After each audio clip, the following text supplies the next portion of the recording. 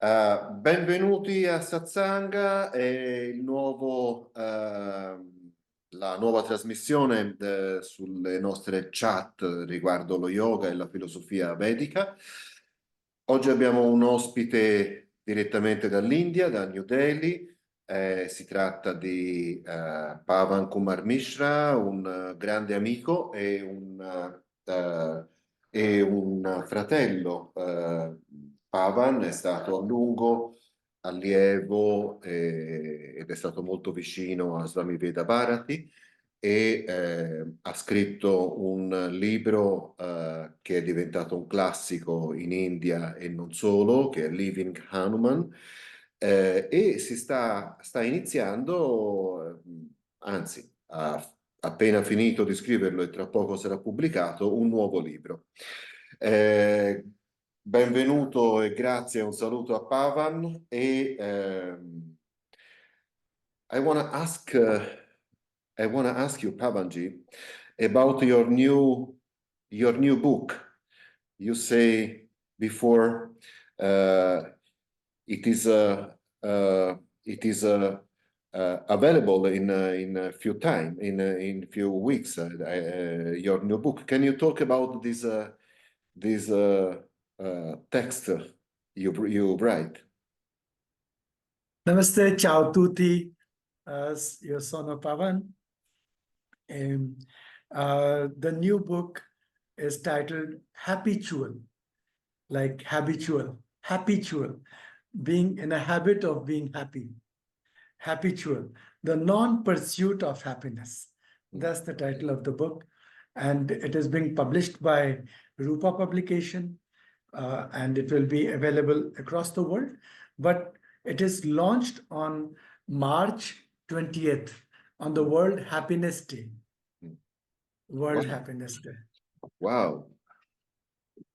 And Pavan è anche un grande esperto di astrologia vedica, Jyotish e di Vastu. Pavanji, can you talk about your new project that is a podcast?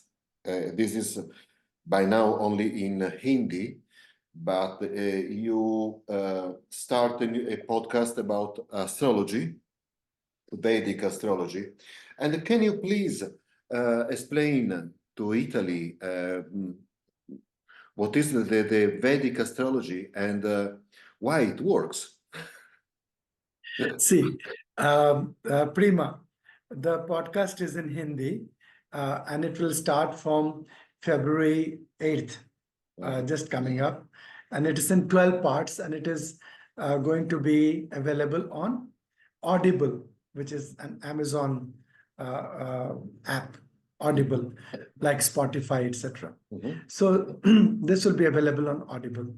The title of the podcast is Jyotish Ek Darpan. It simply means Jyotish, a mirror. Astrology, a mirror. Astrologica, Uno specchio. Una specchio, see. So astrology is a mirror. It's a mirror in which our mind is visible. It's a cosmic mirror. So just as our mind is infinite, we need a large mirror to see our mind, not a small mirror. And that large mirror is provided by the constellation of stars and the cosmic bodies. And our ancient sages taught us how to interpret it, to understand the mind. And once we understand our mind, we are able to take better control of our destiny. So that is why astrology is a very useful tool. It is a very practical vision of astrology. So it indicates you the best path to follow and for achieve happiness and serenity. And this is a very spiritual way to look at the stars. And this is interesting because now you have these new titles, the spiritual scientists from the Indian government. That's right. And this is a big news, huh? Yeah, it is Talk given by. about this spiritual scientist. You are a spiritual scientist. That's right. This is the title given by a body which is now about 100-year-old organization under the government of India. It's the All India Local Self-Government Organization. And the center of that, one of the centers in Andhra University, again, it's one of the oldest universities in the country.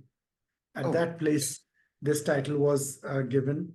This is in appreciation of the work of my work on Living Hanuman, that book that I've written, plus the other work that I do in the field of spirituality. Can you please tell us about your previous book, The Living Hanuman? Because it was one of the amazing books I ever read, because it's a multitasking book. You find a beautiful translation of Hanuman Chalisa and many practices and something, and it is something for the modern seekers here in around the world. It is a universal message you write. And can you please talk us briefly about this book? Living Hanuman. Only on Hanuman. That's Yes. what I'm saying. Yes. Not only Living Hanuman is only on Hanuman, it is only on one poem written 500 years ago, known as Hanuman Chalisa. It has 40 verses, so Chalisa, Chalis, 40. Hanuman Chalisa, 40 verses for Hanuman.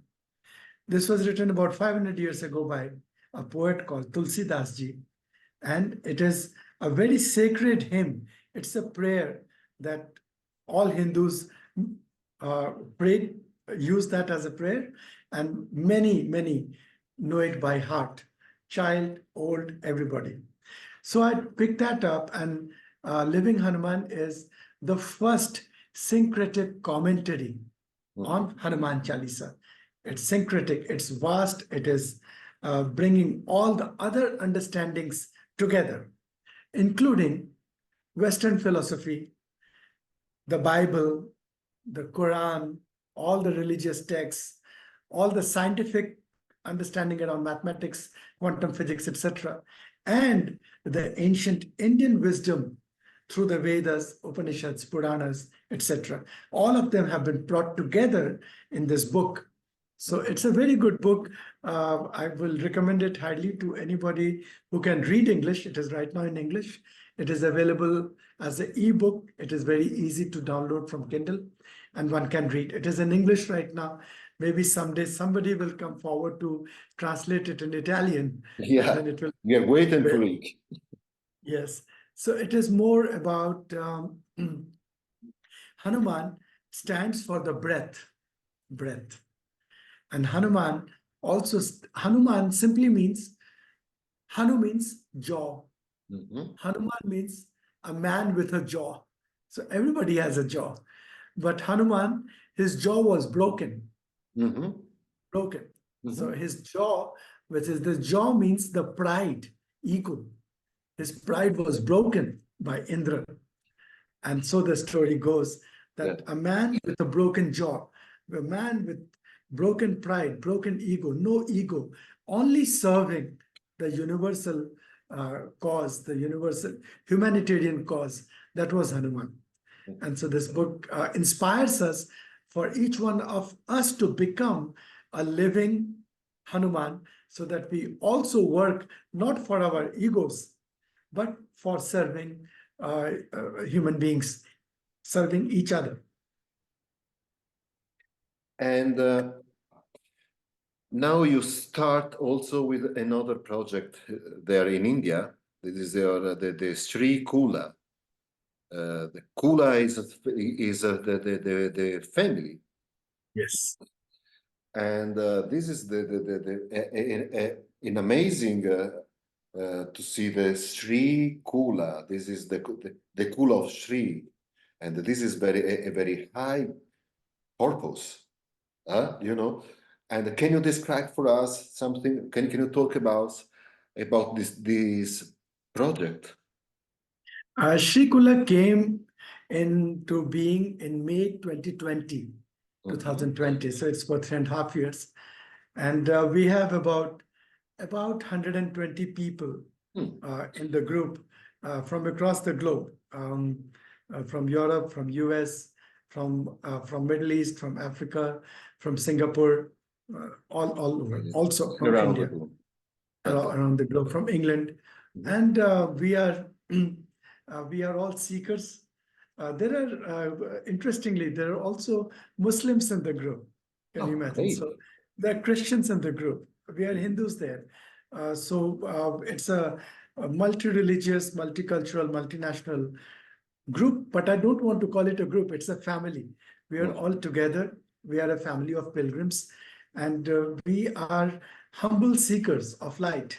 So we began with the study of living Hanuman, verse by verse. Then we moved on to studying the Yoga Sutras, Bhagavad Gita, the Upanishads, the Srimad Bhagavatam, etc.